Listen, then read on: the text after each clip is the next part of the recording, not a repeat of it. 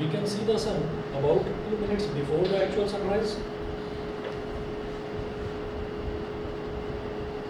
We can see the sun about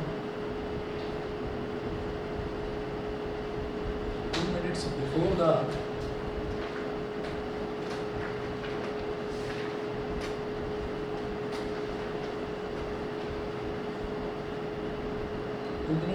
the actual sunrise and 2 minutes after the actual sunset and 2 minutes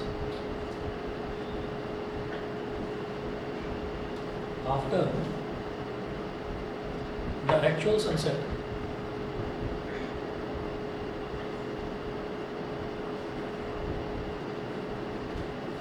ये बता दूँ ना sir, question note कर लिएगा.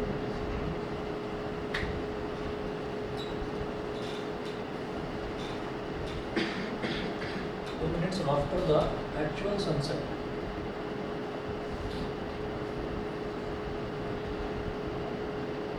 Minutes after the actual sunset.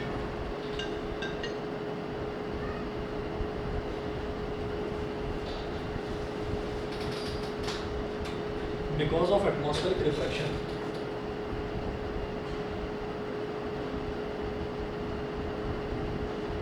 Because of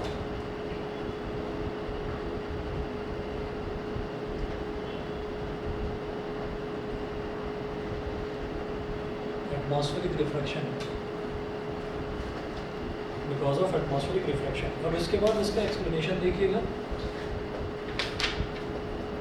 When the sun is slightly below the horizon,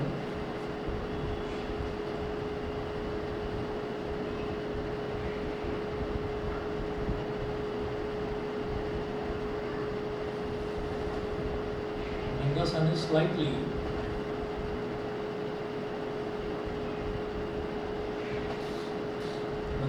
slightly below the horizon, comma, then the sun's light coming from less dense air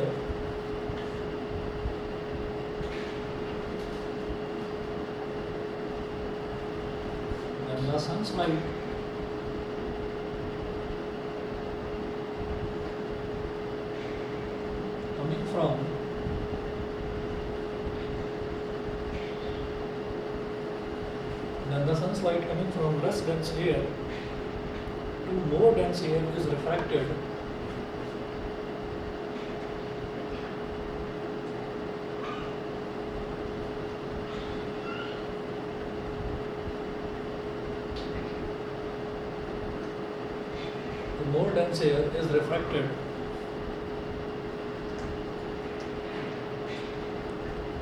and the sun's light coming from less dense air to more dense air is refracted downwards as it passes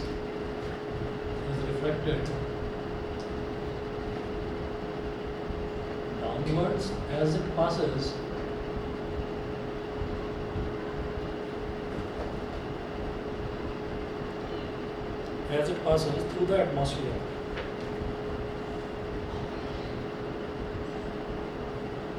As it passes through the atmosphere.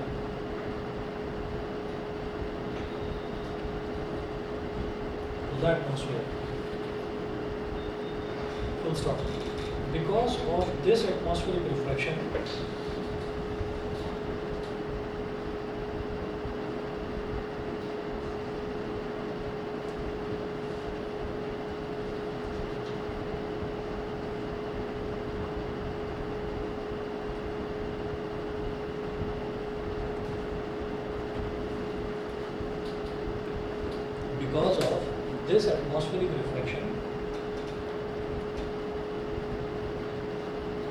the sun appears to be raised above the horizon.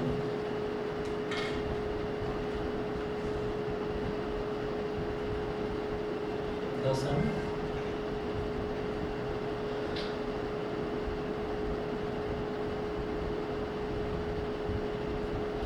appears to be raised above the horizon. Appears to be raised above the horizon when actually it is slightly below the horizon. When actually it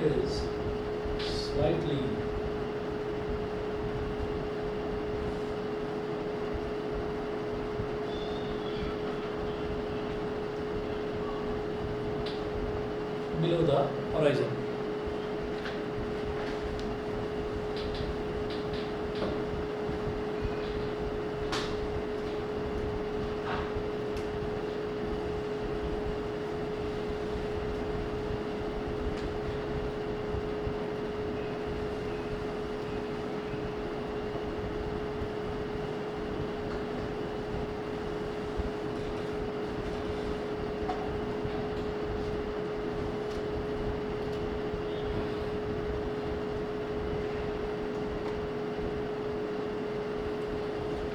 अब एक diagram draw करेंगे इसमें।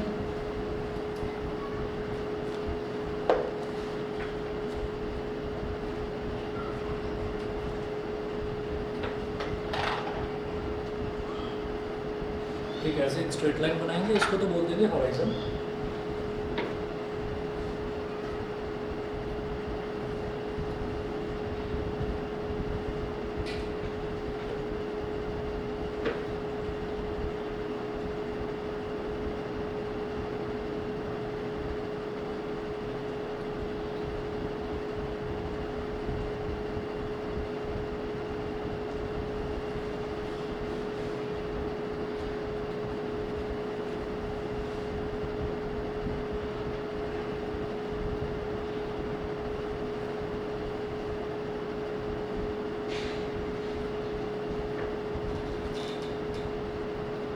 पर लिखिए the sun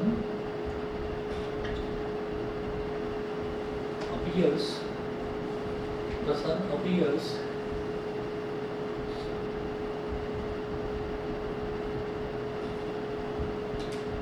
to be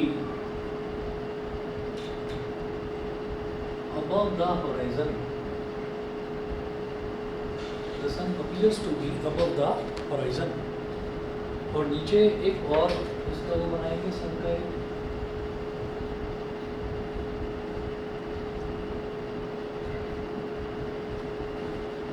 यहाँ लिखे actual position of the सन।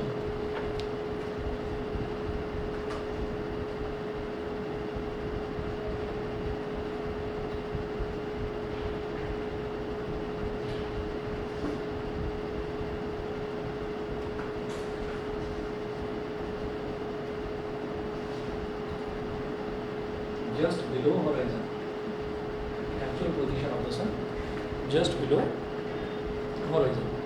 उसके बाद यहाँ पर आप एक ऑब्जर्वर की आई बना देंगे इस तरह,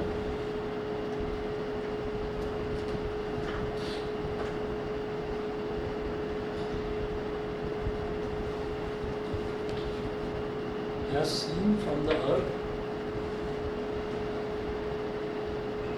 observers आई, ये ऑब्जर्वर की आई है।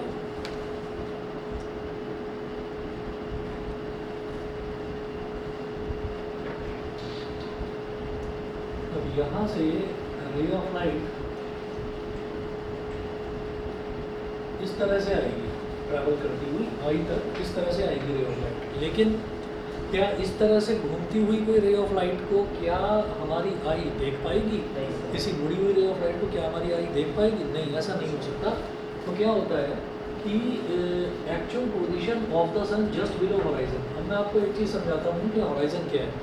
जैसे हम कहीं पर भी किसी कोस्टल रीजन पर खड़े होते हैं और समंदर को देखते रहते हैं और लास्ट कॉर्नर तक देखते हैं, बिल्कुल आखिरी लिमिट तक, जहाँ तक हमारी नज़र देख सकती है। तो वो जो आखिरी लिमिट होती है वहाँ पर मुझे ऐसा लगता है कि जो आसमान है और जो सी है वो दोनों के दोनों मिल रहे हैं आपस में, ऐसा लगता है। ठीक है, तो ऐसा इस वजह से लगता है क्योंकि अर्थ जो है, अर्थ एक्चुअल में अर्थ की जो सरफेस है वो राउंड होती है, सरफेस स्फेरिकल सरफेस होती है। अब हम अगर सड़कों पर चलते हैं या कहीं मैदान में जाते हैं तो हमको तो सीधा दिखाई देता है कि ये तो फ्लैट है, क्या मतलब ऐसे ही बताया जा रहा है कि जो स्फेरिकल सरफेस होती है इसकी हमें तो फ्लैट नज़र आती है। तो ऐसा क्यों होता है? क्योंकि वो जो हम एरिया देखते हैं ना ग्राउंड पर या सड़कों पर, वो बहुत लिमिटेड एरिया होता है, बहुत छोटा एरिया होता है। लेकिन समंदर में हम दूर दूर तक जहाँ तक हमारी नज़र जाती है वहाँ तक हमको बिल्कुल सीधा एरिया दिखाई देता है। तो अर्थ घूमती है बिल्कुल आखिरी कॉर्नर पर जाकर। जब इतना लार्ज डिस्टेंस तक हम देखते हैं तो किसी भी तरीके का दूर तक ऑब्स्ट्रक्शन नहीं होता। समुद्र में ऐसा तो नहीं होता कि बीच में कोई पेड़ आ गया, अंटिल कोई आइलैंड आ गया हो, कोई पेड़ आ गया हो या कोई मतलब सड़क आ गई हो या कोई मोड़ आ गया हो, ऐसा तो कुछ नहीं, समंदर तो बिल्कुल सीधा पानी पानी होता है दूर तक। तो क्या है कि आगे जाकर धीरे धीरे धीरे धीरे ऐसे ऐसे ऐसे ऐसे जाकर आगे जाकर समंदर ऐसे मुड़ता है, ठीक है। और जो आसमान है, आसमान की इमेज हमको समंदर के आखिरी कोने तक दिखाई देती है, तो दैट इज़ कॉल्ड हॉराइजन।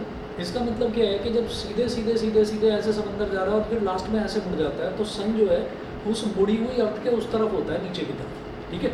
तो वो जो आखिरी कोना होता है जहाँ तक हमारी नज़र जाती है उसको हम हॉराइजन बोलते हैं, ठीक है। हॉराइजन का मतलब ये है कि ये आखिरी कॉर्नर है जिस तक हमारी नज़र जाती है। तो आप ये समझ लीजिए कि ये आखिरी कॉर्नर हॉराइजन था, हॉराइजन के नीचे छुपा हुआ है अभी सब, तो मुझे दिखाई तो देना नहीं चाहिए क्योंकि हमारी लाइन ऑफ साइट क्या होती है, स्ट्रेट लाइन होती है, ठीक। तो मुझे दिखाई नहीं देना चाहिए लेकिन फिर भी दिखता है, क्यों? क्योंकि यहाँ से रे ऑफ लाइट ऐसे घूमती हुई आएगी, तो घूमती हुई रे ऑफ लाइट तो हमारी आँख में नहीं आ सकती। तो होगा क्या, फिर हॉराइजन के नीचे की तरफ वहाँ पर जो है, जो एटमॉस्फेयर है, वो एटमॉस्फेयर कैसा है, वो एटमॉस्फेयर रेयरर एटमॉस्फेयर है। रेयरर एटमॉस्फेयर उसको मैं क्यों बोल रहा हूँ, रेयरर एटमॉस्फेयर इस वजह से बोल रहे हैं क्योंकि वहाँ किसी भी तरीके का डस्ट पार्टिकल नहीं है। उस पॉइंट पर भी अगर देखा जाए तो दूर दूर तक समंदर ही दिखाई देगा। तो उस एरिया में जो एटमॉस्फेयर होता है वो प्योरेस्ट होता है एटमॉस्फेयर, तो वहाँ पर किसी भी तरीके का कोई डस्ट पार्टिकल, गैसेस, मॉलिक्यूल वगैरह कुछ नहीं होता। तो वहाँ पर वो तो हो गया रेयर मीडियम। और जहाँ तक हमारी नज़र जाती है, हम कहाँ पर देखते हैं सूरज को, आसमान में, है ना। और जो आसमान है, आसमान में तो हमें दिखाई देता है कि हाँ जिस पॉइंट तक मुझे दिखाई देता है हम कहते हैं कि हाँ यहाँ पर तो गैसेस भी हैं, यहाँ पर तो डस्ट पार्टिकल्स भी हैं। तो वो उसके कंपैरिजन में, हॉराइजन के कंपैरिजन में थोड़ा सा डेंसर मीडियम होता है। तो रेयरर से डेंसर में लाइट रे जब ट्रैवल करती है तो it moves away from the normal, ठीक है। तो it moves towards the normal. तो हमने क्या करा, हम यहाँ पर ये जो कर्व लाइन है इस पर कितने भी जगह हम नॉर्मल ड्रॉ करें, यानी कि परपेंडिकुलर ड्रॉ करें, वो उस परपेंडिकुलर की तरफ जाएगी। मतलब कुल मिलाकर ये है कि ये जो लाइन है इससे मुझे स्ट्रेट लाइन अगर मैं ड्रॉ करूँ ऐसे,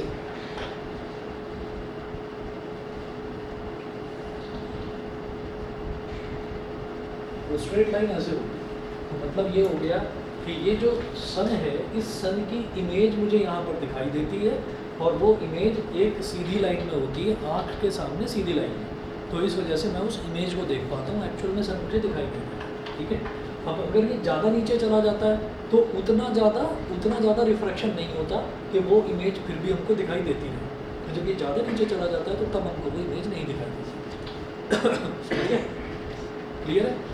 तो बस आपको याद रखना है कि एटमॉस्फेरिक रिफ्रैक्शन होता है, एटमॉस्फेरिक रिफ्रैक्शन होता है। दूसरी चीज़ ये होती है कि जब हॉराइजन के नीचे जाता है सन, तो हॉराइजन के ज़्यादा नीचे ना जाए, बस जस्ट बिलो द हॉराइजन जाए, थोड़ा सा नीचे जाएगा तभी तो इमेज दिखाई देगी, ठीक है। तो ज़्यादा नीचे ना जाए, जब जस्ट बिलो द हॉराइजन होता है तो तब मेरे को वो इमेज दिखाई देती है। कितनी देर तक दिखाई देती है, 2 मिनट तक, क्योंकि 2 मिनट के बाद फिर सन जो है ना और नीचे चला जाता है। जब और नीचे चला जाता है तो फिर वो नहीं दिखाई देती, क्योंकि सनसेट की बात हो रही है। हाँ, सनसेट की बात हो रही है, ये सनसेट की बात होती है, सनसेट की बात होती है। इसी तरह से जब सनराइज़ की बात करेंगे तो सनराइज़ में वो हॉराइजन से धीरे धीरे ऐसे करके ऊपर आएगा, ठीक है। तो जब इसके जस्ट नज़दीक पहुंचने वाला होता है तो तभी मेरे को उसकी इमेज दिखाई देनी शुरू हो जाती है। से इमेज की वजह से सन की ऐसी प्रॉपर्टीज होती है कि जैसे इमेज की तरह देखते हैं तो फिर आँख में दर्द एक्चुअली उस टाइम क्या होता है ना, उस टाइम सारी रेज ऑफ लाइट डिस्पर्स हो नहीं पाती, सारे कलर्स डिस्पर्स नहीं हो पाते, तो लाल रंग दिखाई देता है सनराइज और सनसेट के टाइम। और आप देखना सूरज लाल रंग का दिखाई देता है क्योंकि उसी की जो वेलोसिटी है वो सबसे ज़्यादा फास्ट होती है, तो छुपने के बाद भी उसकी वेलोसिटी लाल रंग की इतनी ज़्यादा होती है कि वो आंखों तक पहुंच जाती है, ठीक है। इसी के बाद में आप एक चीज़ और लिखें, तो सर वो इमेज पे देखने के बाद स्ट्रेन नहीं पड़ेगा आपको, स्ट्रेन नहीं पड़ेगा, स्ट्रेन नहीं पड़ेगा, क्योंकि क्या होता है कि वहाँ पर सिर्फ एक ही लाइट होती है, रेड लाइट होती है। अब जब सारी लाइट्स का मिक्सचर हो जाता है, वाइट लाइट हो जाती है, तो वाइट लाइट की इंटेंसिटी ज़्यादा होती है। तो यहाँ पर आप नोट करें, it is also due to atmospheric refraction.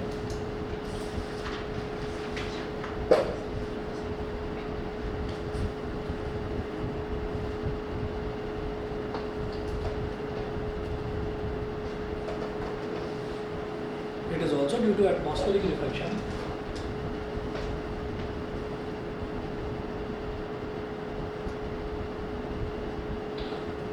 Atmospheric reflection that we can still see the sun.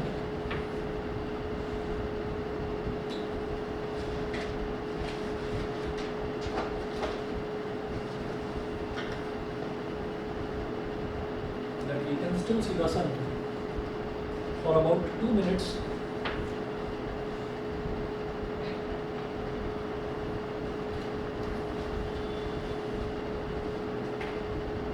For about 2 minutes, even after the sun has set below horizon. Even after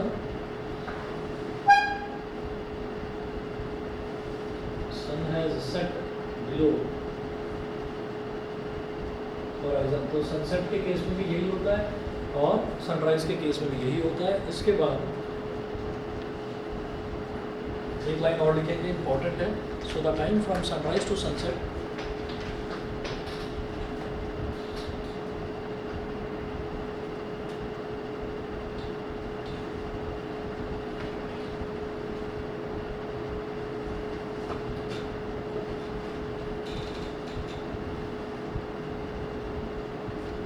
So the time from sunrise to sunset is lengthened by about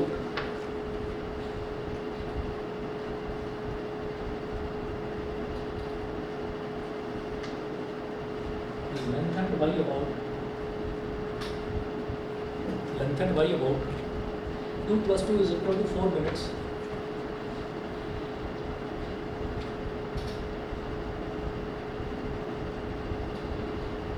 Plus 2 is equal to 4 minutes because of atmospheric refraction.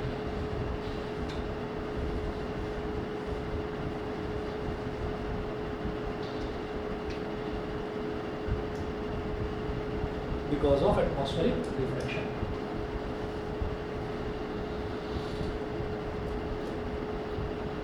Because of atmospheric refraction. Sir sun की जो ये image बनती है sir virtual virtual, ठीक है.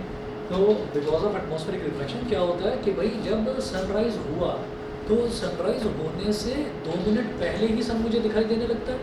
तो एक तरह से हमें ऐसा लगता है कि सनराइज पहले ही हो गया, 2 मिनट पहले ही हो गया. ठीक है, तो 2 मिनट पहले ही पूरे एटमॉस्फेयर में रोशनी हो जाती है.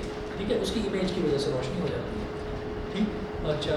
और उसके अलावा आप ये देखिए, जब सनसेट हो जाता है तो सूरज तो छुप चुका है, लेकिन उसके बावजूद भी उसकी इमेज दिखाई देती रहती है. तो उसकी इमेज की वजह से भी रोशनी होती है. तो 2 मिनट पहले रोशनी शुरू हो जाती है और 2 मिनट बाद तक रोशनी रहती है. तो कुल मिलाकर जो पूरा का पूरा सनराइज से सनसेट तक का टाइम है, उसमें कितना टाइम और ऐड हो गया? 2 मिनट और 2 मिनट, यानी कि टोटल 4 मिनट. तो 4 मिनट बढ़ जाते हैं इस तरह से. क्लियर है? ऑनलाइन वाले बच्चे बताएं, क्लियर है यहाँ तक? Yes sir. ठीक है, यस सर. ठीक. चलिए जी, अगला देखिएगा. अगला टॉपिक है स्कैटरिंग ऑफ लाइट. सर इससे पहले प्लैंट्स वाला बचा है. क्या? प्लैंट्स वाला कुछ नहीं बचा है. लेंस वाला? Wide out transition. अरे आता हूँ मैं, कुछ आता हूँ. पहले यहाँ पर देखें स्कैटरिंग ऑफ लाइट.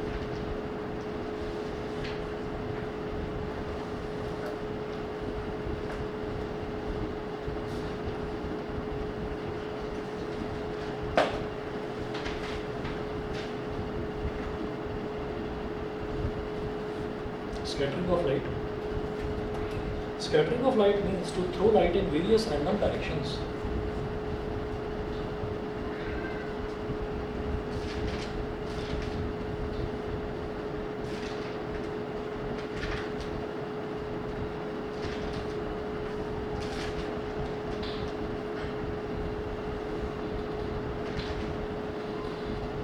सर हाँ, dispersion of light and scattering of light में क्या डिफरेंस है? डिस्पर्शन और light and scattering of light. Dispersion of scattering में क्या रहेगा? मैं अंतर है भी बताता हूँ. Scattering of light means to throw light in various random directions.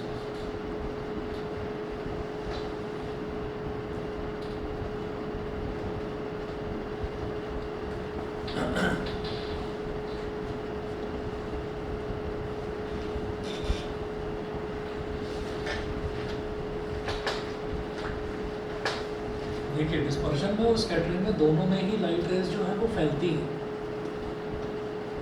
और अंतर दोनों में ये है कि यहाँ पर क्या है, स्कैटरिंग में कोई एक फिक्स डायरेक्शन नहीं होती, हर डायरेक्शन में लाइट रे फैलती है. ठीक है, और जो डिस्पर्शन है, डिस्पर्शन में डायरेक्शन फिक्स होती है. फॉर एग्जांपल, हमने जब बात करी थी इसकी प्रिज्म की, तो प्रिज्म में हमने बोला था कि वाइट लाइट जो है, वाइट लाइट ऐसे 1 2 3 4 5 6 7 8 तो 8 रंगों में फैल गई थी, तो उसकी डायरेक्शन थी कि ऐसे ऐसे, मतलब इसी डायरेक्शन में जाएगी आगे की तरफ। और जो स्कैटरिंग है, स्कैटरिंग का मतलब ये है कि पीछे की तरफ भी फैल सकती है, नीचे भी, ऊपर भी, आगे पीछे, कहीं पर भी, मतलब वो रैंडम डायरेक्शन होगी।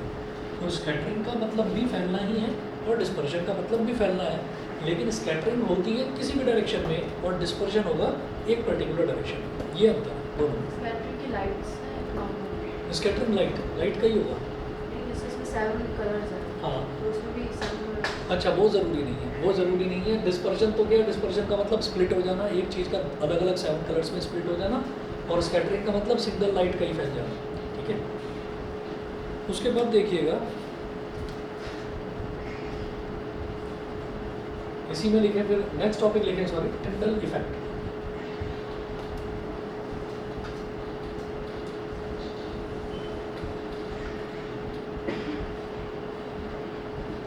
टिंडल इफेक्ट, टिंडल इफेक्ट में लिखेंगे the scattering of light by particles in its path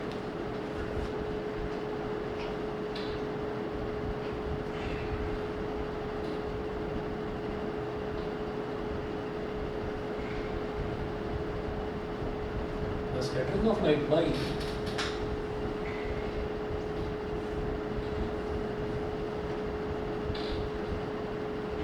particles in its path is called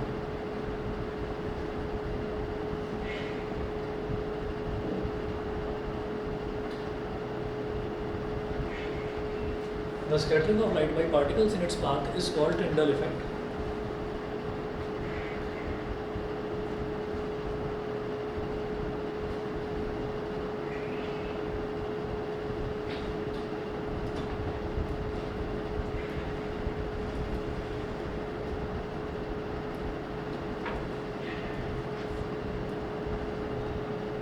next topic लिखेंगे Y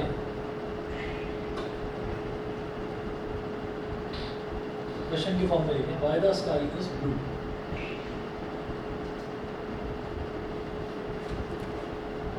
why the sky is blue.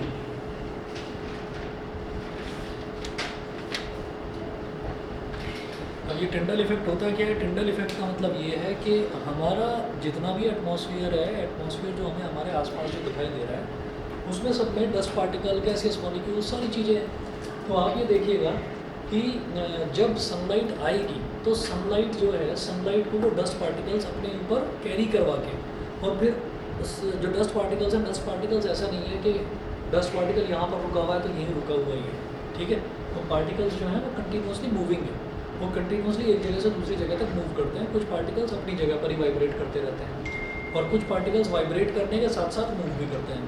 तो उसमें होता क्या है कि जैसे पार्टिकल्स जो मूव कर रहे हैं, एक जगह से दूसरी जगह तक लगातार मूव कर रहे हैं, वो उनके ऊपर सुपर इम्पोज कर जाती है सनलाइट। सनलाइट यानी कि उनके ऊपर बैठ जाती है, ट्रैवल करती है उनके ऊपर बैठकर, और फिर जहाँ जहाँ पर वो जाती है, रैंडमली जिस जिस डायरेक्शन में जाती है तो उसी डायरेक्शन में जाना पड़ता है। तो this is called Tyndall effect. अब इसके दो क्वेश्चन बनते थे, एक तो why the sky is blue, एक तो ये वाला क्वेश्चन है, और दूसरा बनता था कि सनलाइट जो सन है, सन का सनराइज़ के टाइम पर और सनसेट के टाइम पर जो कलर है वो रेड क्यों होता है, ठीक है। तो वो वाला जो टॉपिक है, वो तो सिलेबस में से हट चुका है, बस यही बचा है why the sky is blue. तो इसका आप रीज़न लिखिएगा, और शायद थोड़ा बहुत पहले भी हिंट दिया था इसका मैंने आपको। लिखिएगा the sunlight is made up of 7 coloured lights mixed together.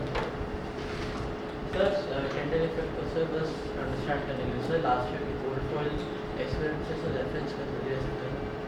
Rutherford के गोल्ड फॉइल Yes, एक्सपेरिमेंट से वो कहाँ से आ गया टिंडल इफेक्ट? तो सेम तो सर स्टार तो भी पास करे थे गोल्ड फॉइल से हुए थे। अलग चीज़ है। तो सर बस ये किसने बोला आपको?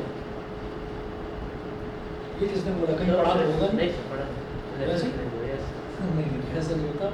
वहाँ पर क्या है, वहाँ पर तो आपने जो पॉजिटिव चार्ज होता है, पॉजिटिव चार्ज को लगातार आप स्ट्राइक करवाते हो गोल्ड फॉइल पर, और गोल्ड फॉइल के जो एटम्स के न्यूक्लियस वाली डायरेक्शन पर जब वो स्ट्राइक करता है तो वो एक्जैक्टली रिबाउंड कर जाता है। जब पास से जाता है तो थोड़ा सा रिफ्लेक्ट करता है, और जब दूर से जाता है तो स्ट्रेट पास ऑन कर जाता है, ठीक है। तो वहाँ पर तो ये दिखाया गया था, वो तो एक्सपेरिमेंट ये जानने के लिए था कि पॉजिटिव को रिपल करता है और पॉजिटिव नेगेटिव को अट्रैक्ट करता है। तो उसमें टिंडल कहाँ से? टिंडल तो अलग चीज़ है। टिंडल इफेक्ट में तो ये है कि डस्ट पार्टिकल्स हैं उनके ऊपर लाइट कैरी हो जाती है और लाइट को लेकर वो ट्रैवल करते हैं, चारों तरफ फैल जाते हैं। ठीक है, नोट करिएगा, the sunlight is made up of 7 coloured lights mixed together.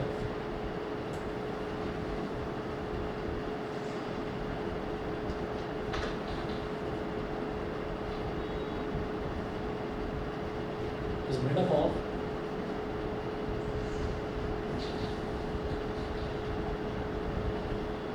seven colored lights mixed together.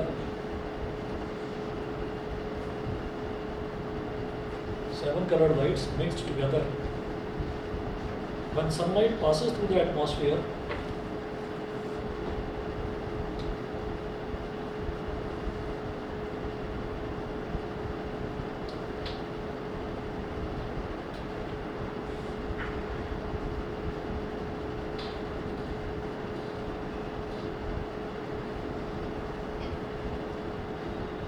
sunlight passes through the atmosphere, most of the longer wavelength lights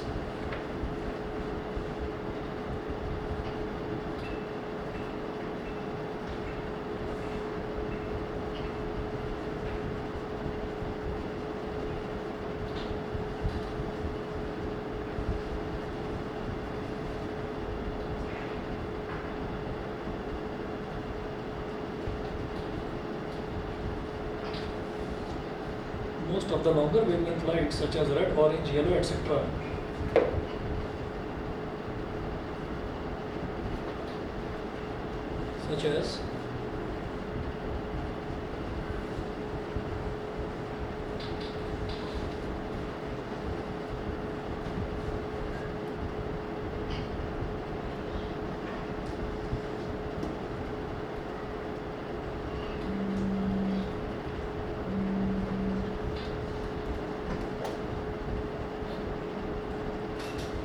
such as red, orange, yellow, etc.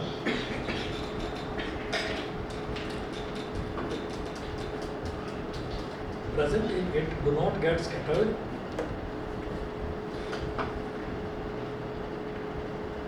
present in it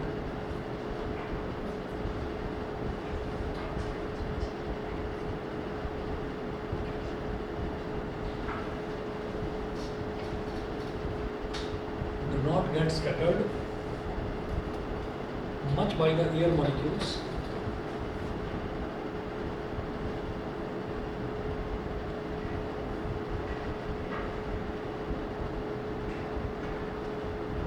by the air molecules and hence pass straight through.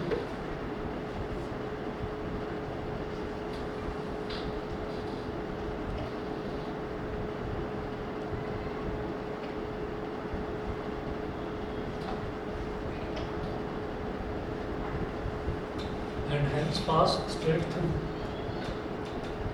Full stop. The shorter wavelength blue light is, however,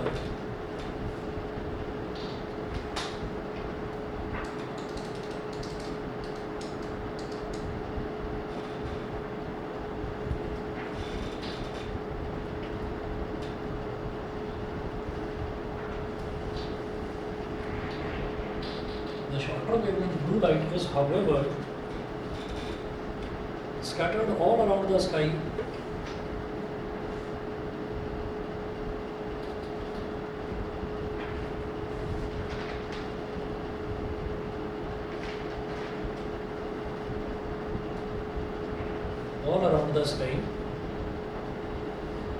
by air molecules in the atmosphere.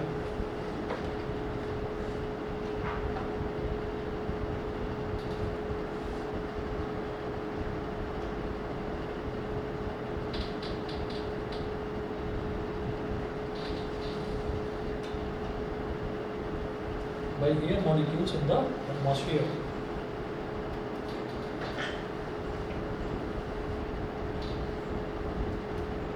And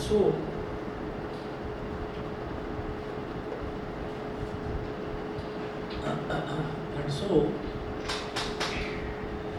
we see the blue light from everywhere overhead.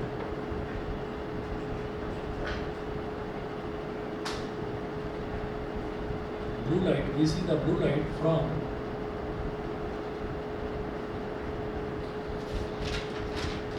everywhere overhead,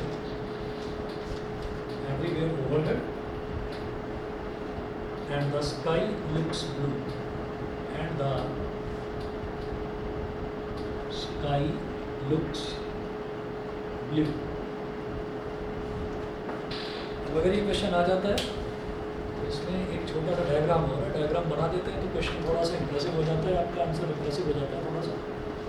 इसमें आप लिख दीजिएगा sir air molecules light rays का absorb कर लेते हैं sir. Light rays को अपने ऊपर सुपर इम्पोज करवा देते हैं. लाइट रेज मतलब उनके ऊपर एक तरह से लाइट रेज बैठ जाती है. सर लाइट कौन सी वाली है? ब्लू कलर की. सर लाइट रेज का कोई मास होता है सर. लाइट रेज का कुछ मास होता है एक्चुअली होता तो है मास, लेकिन वो कैलकुलेट करना अभी नहीं है आपको, इसलिए इसमें होता है. सर कब है सर कैलकुलेट. हाँ, सर कब है सर कैलकुलेट करना. 12th क्लास में रे ऑप्टिक्स में है. तो सर वो एयर मॉलिक्यूल्स नीचे जाते हैं सर तो ऊपर ही रहते हैं. एयर मॉलिक्यूल्स जो है ना, उनका मास इतना कम होता है कि एक्सेलरेशन ड्यू टू ग्रेविटी उन पर काम नहीं करता, इसी वजह से वो फ्लोट करते हैं. हाँ.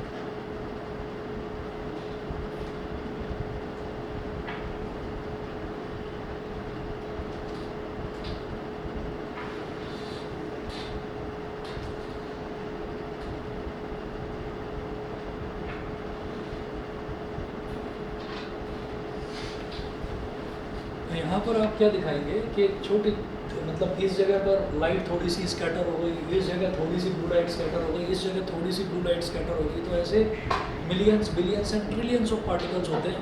तो वो जब एटमॉस्फेयर में थोड़ी थोड़ी थोड़ी थोड़ी ब्लू लाइट जब वो स्कैटर करते रहते हैं सब जगह, तो उससे क्या होता है, उससे हम ये देखते हैं कि पूरा का पूरा आसमान जो है वो नीला दिखाई देता है.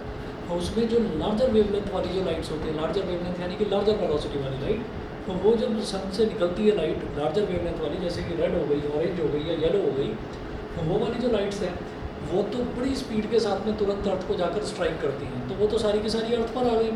लेकिन जो कम वेवलेंथ वाली लाइट होती है, यानी कि जिसकी वेलोसिटी कम होती है, तो वो वाली जो लाइट है वो फ्लोट करती रहती है, धीरे धीरे धीरे धीरे एटमॉस्फेयर में आती है, ऊपर सन से नीचे की तरफ आती है.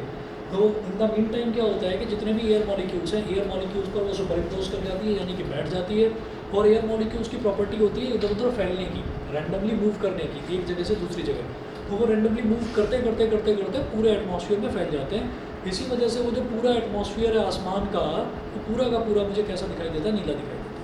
ठीक है, तो ये डायग्राम और बना देना. देखिए कुछ भी नहीं है इस डायग्राम में, बना देंगे तो थोड़ा सा आपकी आंसर शीट थोड़ी सी इंप्रेसिव लगने लगेगी. एक चीज़ और देखें, in the earth, if the earth had no atmosphere, if the earth had no atmosphere,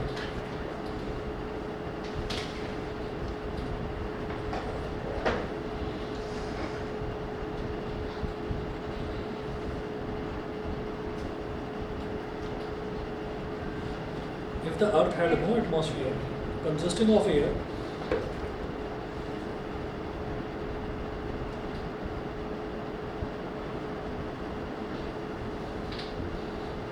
if the earth had no atmosphere consisting of air, comma, there would have been no scattering of sunlight at all.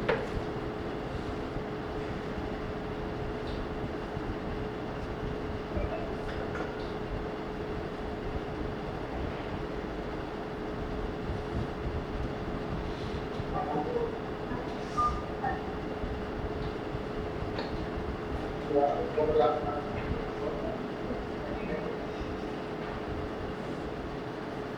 would have been no scattering of sunlight at all. In that case, no light from the sky would have entered our eyes.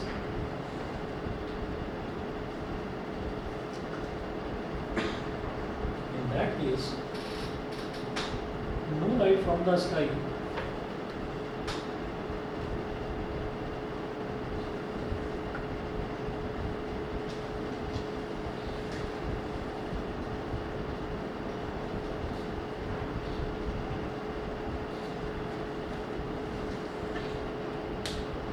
in that case, no light from the sky would have entered our eyes.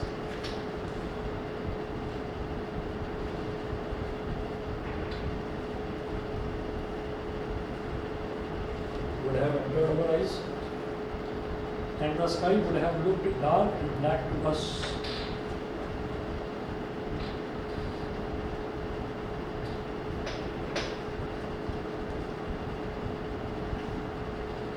And the sky would have looked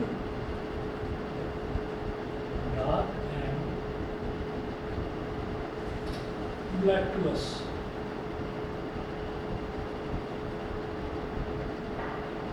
तो अगर अर्थ में कोई atmosphere ही नहीं होता कि उसमें air particles होते ही नहीं, तो एयर पार्टिकल्स जब उसमें होते ही नहीं, जब एयर मॉलिक्यूल्स होते ही नहीं, तो वो लाइट ट्रैवल कैसे करती? कर ही नहीं पाती लाइट ट्रैवल। जब लाइट ट्रैवल नहीं कर पाती तो कैसा लगता? चारों तरफ अंधेरा अंधेरा ही नजर आता, कुछ भी नज़र नहीं आता। तो इसीलिए and that's why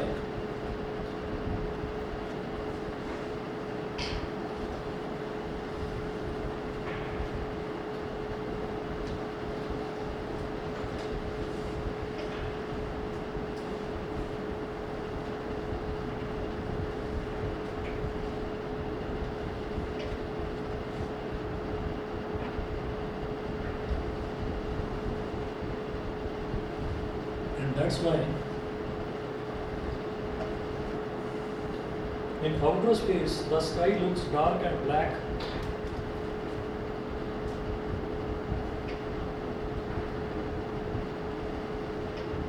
In outer space the sky looks dark and black instead of blue.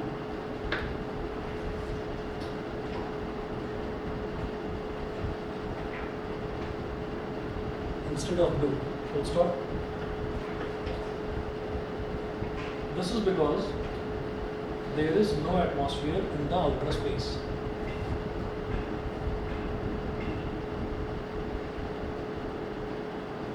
This is because there is no atmosphere in the outer space to scatter light. ठीक है जी, ये चैप्टर आपका खत्म होता है। इसके बाद नेक्स्ट चैप्टर आपका है सर एक क्वेश्चन बताओ। नेक्स्ट मुझे ये सीखना है। सर मैम ने एक क्वेश्चन पूछा why the clouds appear white. Why the clouds appear white. Cloud appears white. ये क्वेश्चन तो कभी आया नहीं पेपर में, ये कौन सा होता है? सर मैंने बताया।